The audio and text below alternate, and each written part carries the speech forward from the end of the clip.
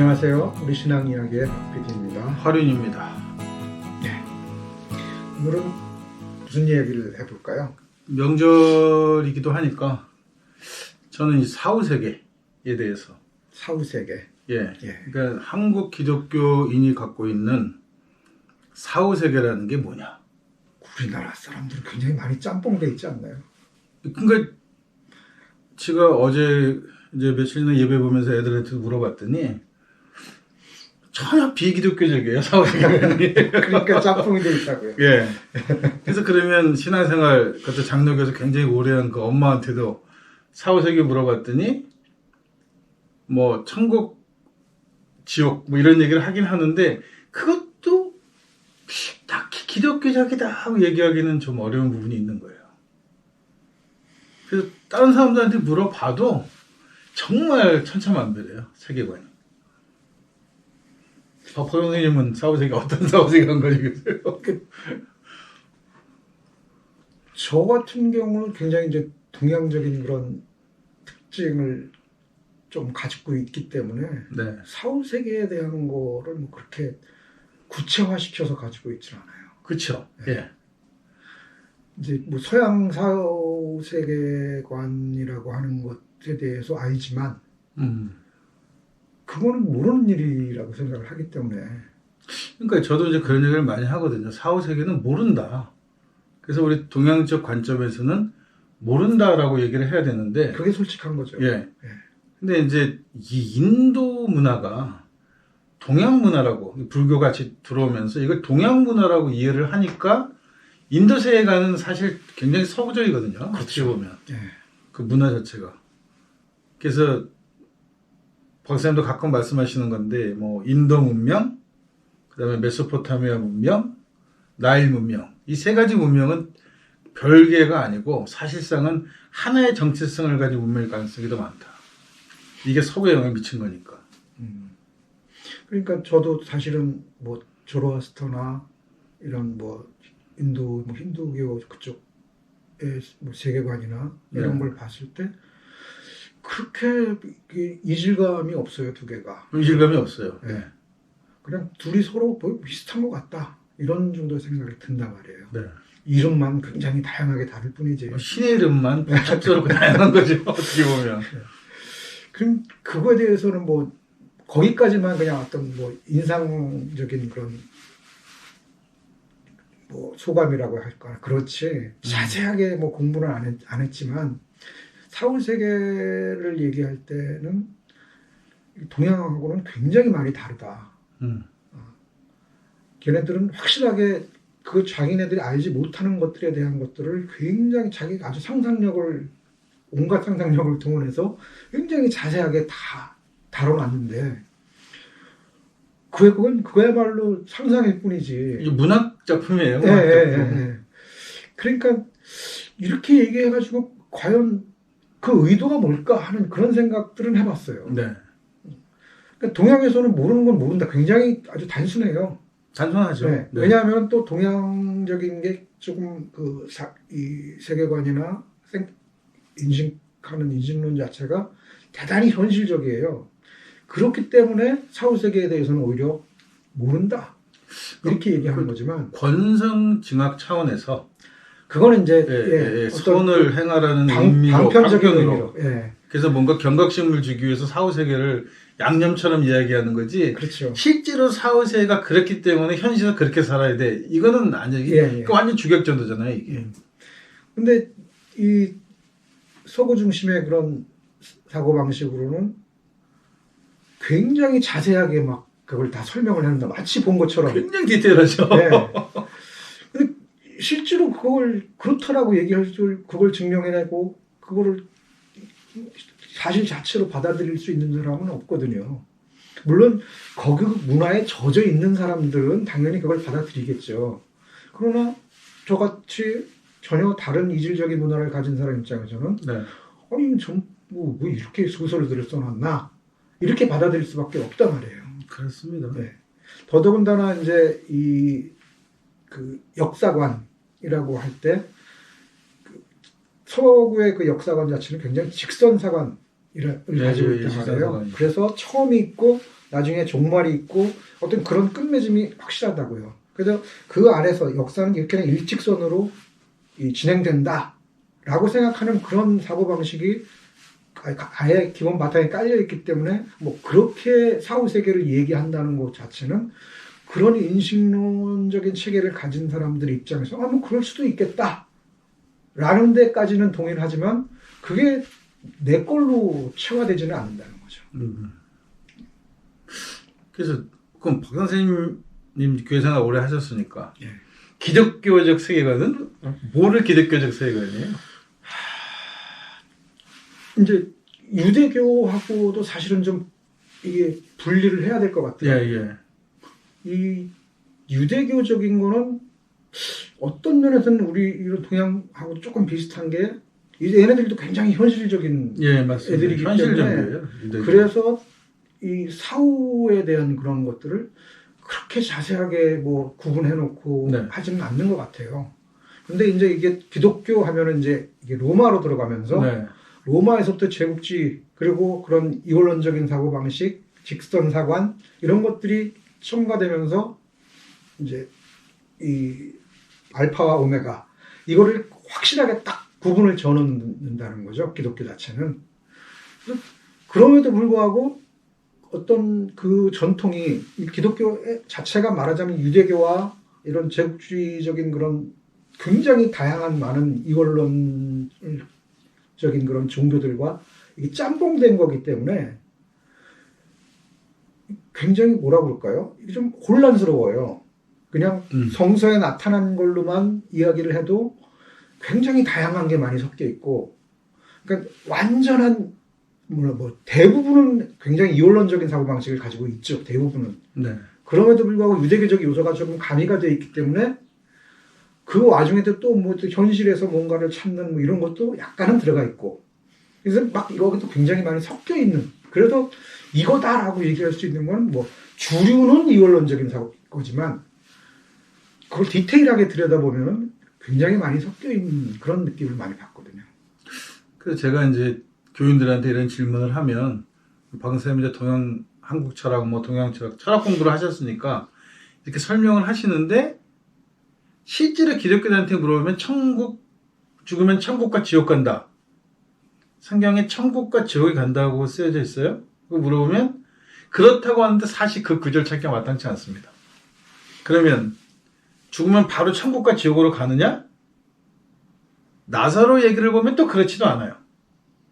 그러니까 사실 성서 자체도 이렇다 할 사후세계관에 대해서는 아까 말씀대로 이야기하지 않고 여러 종교들의 이야기들이 섞이면서 이렇게 그러니까 제일 재미있는 사후세계관이 뭐냐면 그 예수가 승천하기 전에 제자들한테 했던 뭐 그런 말 중에 하나인데 내가 이제 올라가서 너희들을 위해서 처소를 마련하겠다. 무슨 이게 부동산 건설업자도 아니고 그러니까 천국은 아직 미완성 상태인데 내가 올라가서 니들이 올 자리를 마련해 볼게 라고 하는 설명도 나온단 말이에요. 그러니까 또 뭐 카톨릭 신자들이 연옥 얘기도 많이 하는데 사실은 서양인들이 갖고 있는 사후 세계관은 단테의 신곡이에요. 그 문학 작품에서 묘사했던 것들 굉장히 기독교적인 표현을 많이 사용했을 뿐이지 기독교와는 거의 아무 상관이 없는 용어적 관계를 빼놓고 나면 아무 상관이 없는 세계관을 가지고 만든 그 문학 작품이 마치 기독교의 세계관인 양 이해한다는 거죠. 그러니까 뭐 망각의 강을 배를 타고 건너 이런 얘기는 기독교하고 사실 아무 관계 없잖아요. 근데 이거는 보편적으로 동양에도 있어요.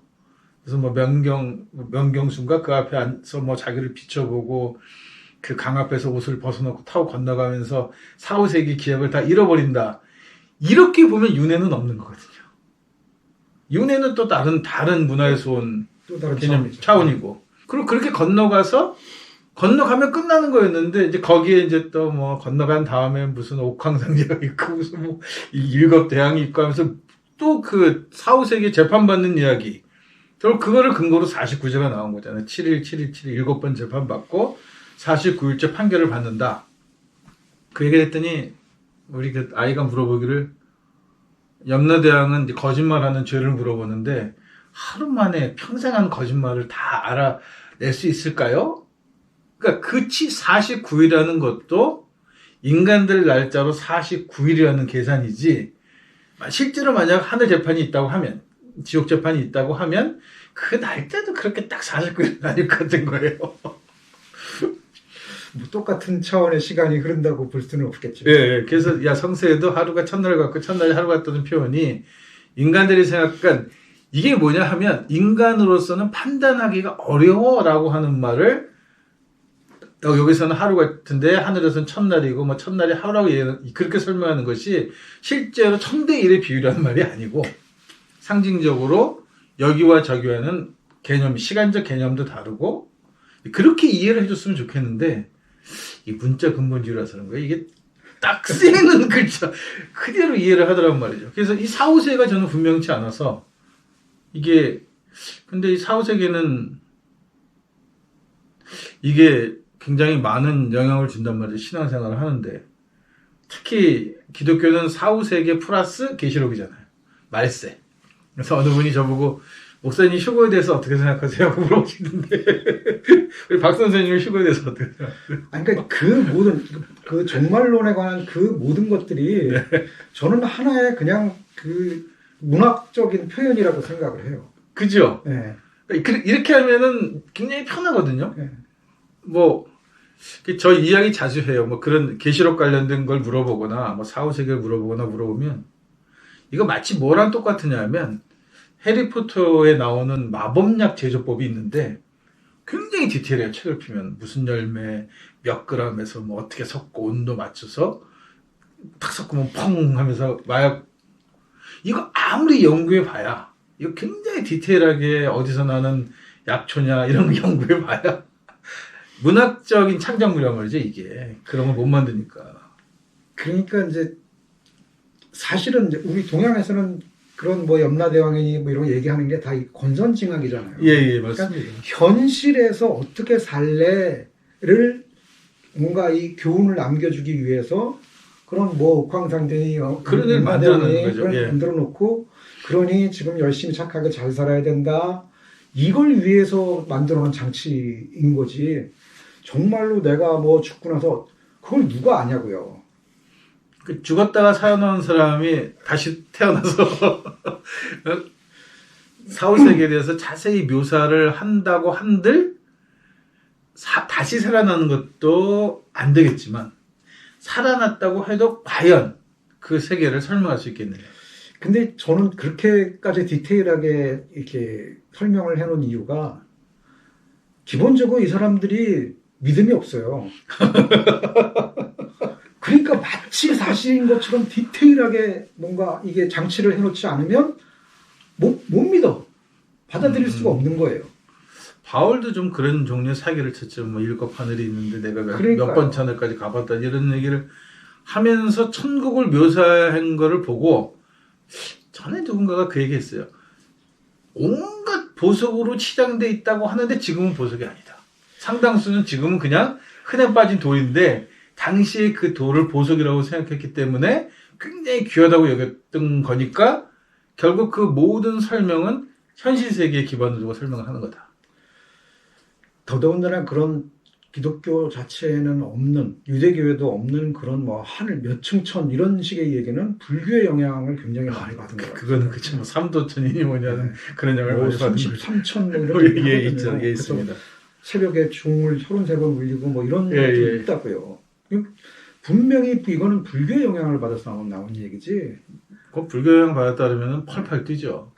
불교가 훨씬 더 연도도 빠르고 당시 문화의 중심은 동방이었고 서방이 아니라 동방이었고 우리가 동방 그러면은 대부분 이상한 동네를 생각하는데 이집트 지금의 이름이 바뀌었죠. 투르키에 에투토데 그 터키 지방 중동 이 지역인데 이 지역이 우리가 말하는 자기네들 말하는 아시아라고 부르는 지역이 바로 그 지역인데 네.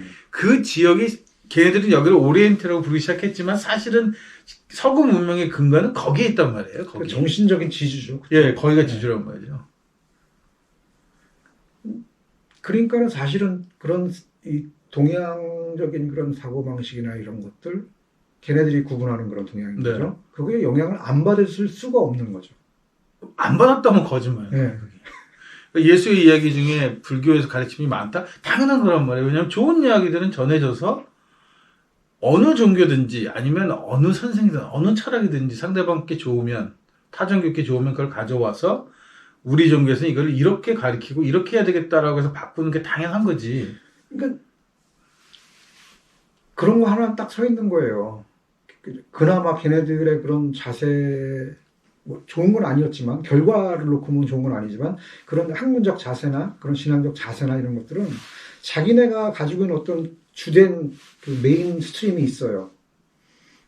그러고 나서 다른 데에서 좋은 거를 이렇게 갖고 와갖고 좀 더 풍성하게 풍성하게 만드는 거죠. 예. 근데 우리나라는 그게 안 돼요. 이게 메인이 없어져 버리고 남의 걸 가져다가 메인으로 만들고. 그러니까 어떻게 우리 거는 야만 미신으로 싹 그러니까요. 밀어내버리고 거기다가 기독교를 그대로 갖다 심어서 이거를 키우는 거를 당연하게 생각한다는 거가 이 당연함이 사실은 당연치 않다는 그렇죠. 거죠. 이게. 맞아요. 예. 제주도에 보니까 어마어마한 영어 마을이 있더라고요. 아주 단지로.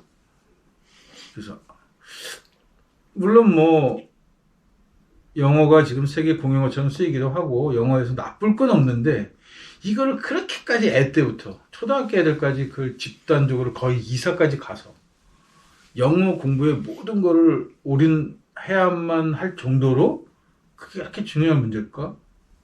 그런 생각이 드는 거예요. 그러니까 주객이 전도되는 예, 거죠. 전도는 거라고. 그러니까 사실은 지금 이 말씀드리고 있는 이 사후세계에 대한 것도 이게 주객이 전도돼서 나온 것 같아요. 네. 네. 그러니까 사후세계 기본적으로 우리 전통적으로는 그게 별로 그렇게 중요하지 않았단 말이에요. 중요하지 않았죠. 그냥 내가 죽으면 우리 조상들이 계신 곳으로 나도 돌아간다. 그거 이상은 없는 거죠. 예. 그냥 그거죠. 예. 그러니까 이제 안타까운 뭐 장례 절차에도 이제 이 혼이 몸을 떠나서 이렇게 가는 것도 안타까우니까 이제 뭐 지붕에 올라가서 예, 복복복 하면서 부르기도 하고. 이런 것도 그런 예. 과정이 있긴 하지만 그거는 그야말로 굉장히 안타까운 마음을 어떤 그런 이 절차 속에 집어넣었을 뿐이지 돌아가게 돼 있단 말이에요. 그럼 그걸로 이제 딱 끝나는 거예요. 그런데 굳이 이런 것들을 만들어서 사람들에게 집어넣는다, 주입시킨다, 교육시킨다. 그 의도가 뭐겠느냐는 거죠. 근데 그거는 뭐 저희 요새 펜신들이 다 하시는 얘기인데 돈벌이가 되니까. 그러니까 뭐라 그럴까요? 현실에서도 이 찌질한 너희들의 삶을 죽으면 보상받을 수 있어. 그러니까 그게 윤회라는 거가 조금 요새 애들은 아마 애니 탓일 거예요. 이세계라는 개념으로 더 이해를 빨리 하더라고요, 애들이. 물어보니까. 중고등학교 애들. 그러니까 윤회한다는 게 뭐냐면 죽어서 천국 간다, 지옥 간다라고 또 다른 개념으로 환생한다? 그러니까 이번 생은 좀 역 같지만 야, 이게 전형적인 이거 지배 이데올로기잖아요, 이게. 그러니까 죽어서 어떤 뭐 휴가를 해갖고 뭐 천국에 간다든가 하는 얘기나 예. 환생을 한다는 얘기나 다음번 재벌집 애를 태어난다거나 뭐 이거나. 그 밑바탕에는 전부 똑같이 이 보상 심리가 담겨 있단 예, 말이에요. 맞습니다. 보상심리가 담겨. 그렇기 때문에 이게 굉장히 다른 양상으로 보이지만 사실은 같은 그릇에 담긴 그냥 똑같은 물건이라는 거죠. 그러니까 이거는 저는 이 개념은 권선징악보다 더 질이 나쁘다는 거예요. 그렇죠. 왜냐하면 현실 세계에서 당연히 선한 일을 하기 위해서 권선징악으로 만들어진 천국 지옥과도 또 다르게 이거는 철저하게 현실에 있는 문제점들, 불만이 될 수 있는 요소들을 다음 생에다 그냥 던져버리는 거예요. 그러면 그냥 참아. 이번 조금 어려운데 요새 애들 유행어 이생망? 이번 생은 망했다고 치고 뭐 어떻게 하겠어. 그냥 버티고 다음 생을 기대해보자. 이렇게 이거는 굉장히 나쁜 거란 말이죠. 그렇죠. 그러니까 현실을 바탕으로 이게 서 있지를 못한 거죠. 철저하게 우리는 현실을 살아가는 사람들인데 현실 속에서 내가 뭔가 모자라고 부족하고 뭔가 잘못되고 이런 게 있다면 이걸 어떻게 극복해 나갈 거냐 하는 데 관심을 갖게 해야 되는데 그냥 이건 이대로 덮어. 다음에. 요번 생은 꽝이야. 다음에는 뭔가 다음 뽑기에서는 뭐가 나올 거야. 이런 거죠. 그러니까 이제 전 세계적으로 출산율이 떨어진다는 것에 대한 우려가 많단 말이에요. 한국 같은 경우 굉장히 출산율이 낮은 나라가 돼버렸는데 근데 젊은 애들은 왜 내가 애를 낳아서 키워야 하느냐? 왜? 그 왜라는 질문 자체가 전 때로 이해가 안 가는 거예요. 결국 이렇게 해서 만약에 아이가 없는 세대, 윗세대만 남는 어른들만 남아있는 국가가 된다고 하면 여기 여러 가지 문제들이 발생하는 건데 그러면 출산을 해야 될 세대가 책임지지 않아 버리면 이 문제를 이거를 다음번 세대에 넘기거나 아니면 우리는 관계없어 이렇게 해서 그냥 현실 도피를 해버리고 나면 결론적으로 이 책임 이것 때문에 생기는 문제는 본인들이 기성세대가 됐을 때 본인들이 더 나이 많은 세대가 됐을 때 자기네들이 결국은 끌어안아야 되는 문제지 이게 다음 세대로 안 넘어간단 말이에요 이 문제가.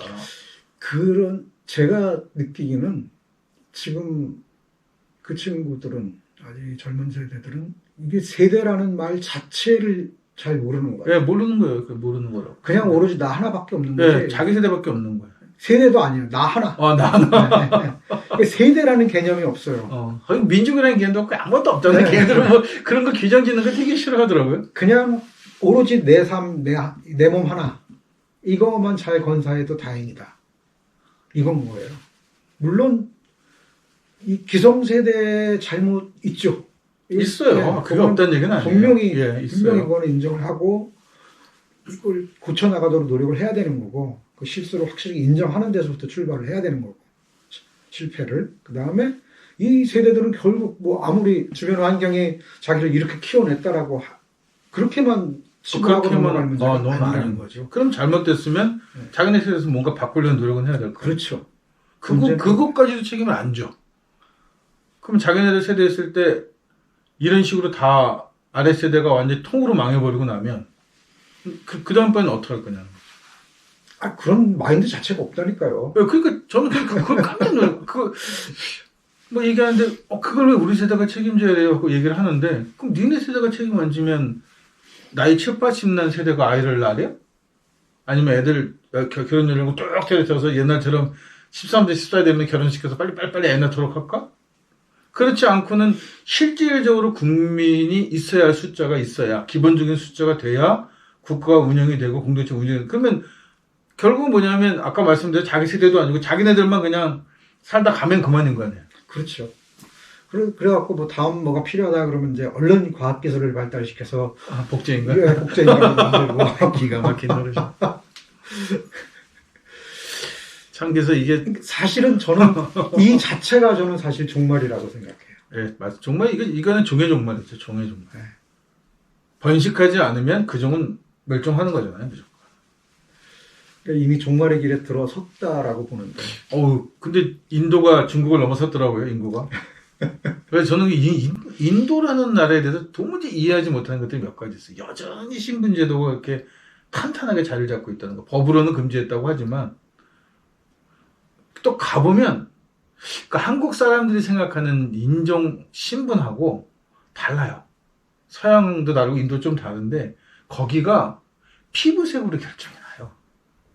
그러니까 한국은 내가 돈이 있다 없다 명품점 가서 빚을 내서라도 좀 좋은 옷 입고 위장원 가서 손보고 다 해서 깨끗하게 치우면 내가 잘 사는 사람인지 못 사는 사람인지 입 안 벌리고 가만히 앉아있으면 몰라요. 근데 다른 문화권에 들어가면 아무리 노력을 해도 바꿀 수 없는 게 피부 색깔인 거예요.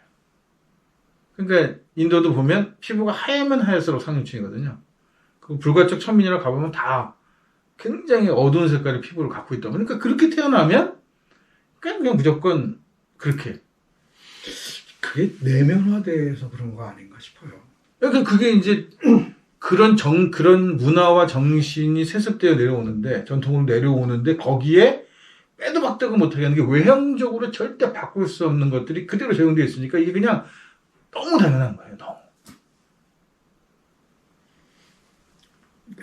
뭐라 그럴까요? 이 인도 쪽 공부하는 그 역사 공부하는 친구를 우연히 친구가 아니죠.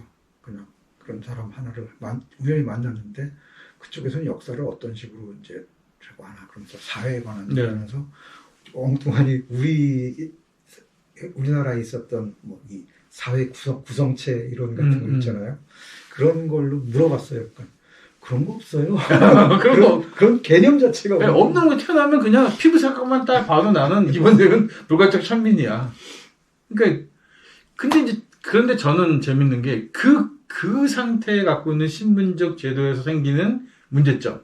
그다음에 뭐 미국 같은 경우에는 흑인과 백인 사이에 아니면 라틴 계열이 갖고 있는 누가 봐도 확연하게 구분되는 걸 가지고 생긴 인종차별이나 차별의 문제점을 전혀 구별이 가지 않는 한국에 가지고 들어와서 여기서 장사를 해야 되니까 여기서 사람을 나누는 거예요. 여성, 남성, 세대 이런 식으로 나눠가지고 여기다 그 차별의 개념을 그냥 적용을 시켰어요. 이렇게.